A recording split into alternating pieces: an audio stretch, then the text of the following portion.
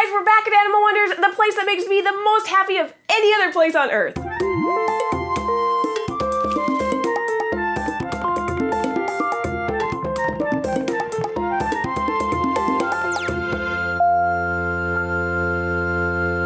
A few people ask me lately about how I get the animals to be comfortable and enjoy walking with a harness and leash. Most of our animals that like to come out for walks have been taught to accept the harness through desensitization training, which is exactly what you do when you put a collar or harness on a puppy and they just kind of have to get used to it. At first they might be distracted by it and try and rub or scratch it off, but after a bit they usually just ignore it because they get used to it or desensitized to it. For example, Chili Pepper, our Patagonian cavy, he came to us when he was just 4 days old, so we fit him with a tiny harness while he was still getting the hang of walking. At 5 years old, he now loves wearing his harness to go on walks through the forest and long runs down the dirt road. Serafina and Cass the foxes also learned how to wear a harness like most puppies when they were just a few months old. Some of the animals learned to wear the harness when they were older, like Pearl the Colombian Tego and Pickles the guinea pig. Pearl began wearing a harness when she was about 4 to 5 years old, and she was not a fan in the beginning, but after a few times of wearing it, she got used to the feel and discovered that she could indeed still move her arms. Now that she's been wearing the harness for a few years, she mostly just ignores it and focuses on all the cool things around her. Pickles started wearing his harness when he was about a year old. He's 2 years old now, so he's getting pretty comfortable with it.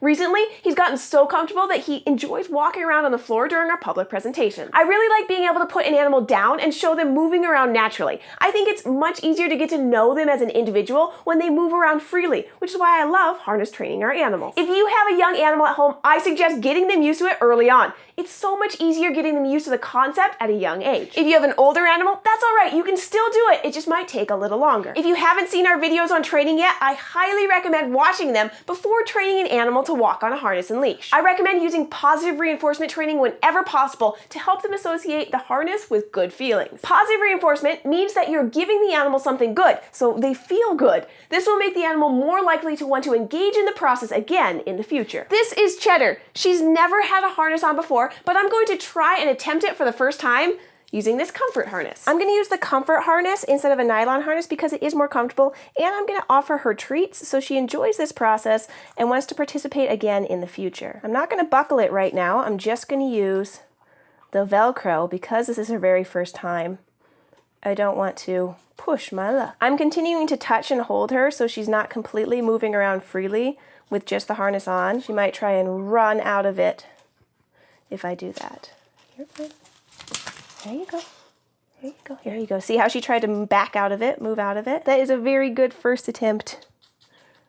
Good job, look. It's on there. Nice job, Cheddar. All right, now I'm going to remove it.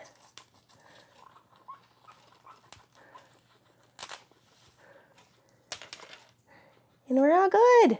Nice work. Since that was Cheddar's very first time with a harness, I don't want to put on her a second time right away. So I'm actually going to let her go on back. The next time you put the harness on, repeat the treats and the massage, but allow them to move around a little more. For the first few times you have the harness on, don't attach the leash. You can introduce it after a few sessions by just laying it on the floor next to them. Once the harness has become old news, you can go ahead and attach the leash, but don't pull on it right away. You want them just to get used to the weight and feel of the leash being on. Sometimes the clip can add weight to one side or make a new noise with the harness ring, so just let them get used to it all. When they're no longer concerned about the leash being part of the whole process, go ahead and purchase a clicker and you can begin your leash training. Training requires very clear communication. The leash and the clicker are tools to help you communicate. When you want an animal to stop moving in a certain direction, you should allow the leash to become taut, causing pressure on the harness. You don't have to use the whole length of the leash. I like to hold it a little closer so the animal is within arm's reach so I can easily give them their reward. Once they feel the pressure from the taut leash and stop moving in that direction, you need to immediately click your clicker and give them their treat. Go ahead and reach all the way around and put the treat in front of them so they don't even have to turn around to get it. The next time they reach the end of the leash, click and reward. Do this many times with the shortened leash. You'll soon see them start to react to the pressure of the leash without hearing the clicker. What it looks like is this. When they hit the end of the leash, they'll automatically turn around expecting a treat. Go ahead and give them their reward. That was perfect. You can also then ask them to do other things like come towards you or move in another direction. and you can give them much more freedom. I like to call this leash etiquette because you're teaching them how to act respectfully towards the leash and its pressure. You can now use the harness and leash as a tool for communication instead of just something to restrain them from running off after a squirrel, or in Cheddar's case, a pile of hay. I hope that you guys enjoyed this episode today. Happy harnessing, everyone, and if you'd like to go on an adventure with us every week, subscribe to our YouTube channel, Animal Wonders Montana, and we'll see you next week. I often wonder where Slick came from. It's pretty rare to find a captive bred tiger salamander, so he was most likely captured from the wild. These guys are very attached to the area that they were born in.